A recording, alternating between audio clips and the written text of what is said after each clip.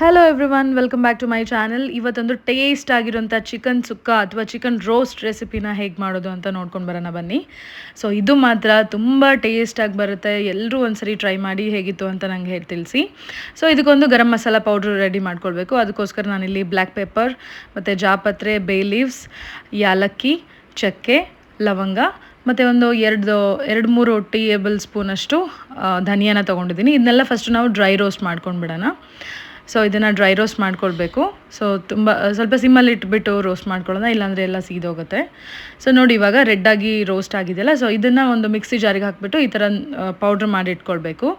So next ಬಂದು ಇಲ್ಲಿ ಚಿಕನನ್ನು ಕ್ಲೀನಾಗಿ ವಾಶ್ ಮಾಡಿ ಇಟ್ಕೊಂಡಿದ್ದೀನಿ. ಅದಕ್ಕೆ ಸ್ವಲ್ಪ ಅರಿಶಿನ, ಉಪ್ಪು ಮತ್ತು ಒಂದು ಅರ್ಧ ಕಪ್ ಮೊಸರು ಆ್ಯಡ್ ಮಾಡ್ಕೊಳ್ಬೇಕು. ಮೊಸರು ಹಾಕೋದ್ರಿಂದ ಚಿಕನ್ ಸ್ವಲ್ಪ ಸಾಫ್ಟಾಗಿ ಬರುತ್ತೆ, ತುಂಬ ಟೇಸ್ಟ್ ಕೂಡ ಚೆನ್ನಾಗಿರುತ್ತೆ. ಸೊ ಇದೊಂದು ಮಿಕ್ಸ್ ಮಾಡಿಟ್ಟು ನಿಮಗೆ ಟೈಮ್ ಇದೆ ಅಂತ ಹೇಳಿದ್ರೆ ಒಂದು 2 hours ಮ್ಯಾರಿನೇಟ್ ಮಾಡಿ ಇಟ್ಬಿಡಿ. ಸೊ ನಾನು ಆಲ್ರೆಡಿ ಇದನ್ನ 2 hours ಮ್ಯಾರಿನೇಟ್ ಮಾಡಿ ಇಟ್ಟಾಗಿತ್ತು. ಸೊ ಇವಾಗ ಇದನ್ನು ಫ್ರೈ ಮಾಡ್ಕೊಳ್ತಾ ಇದ್ದೀನಿ.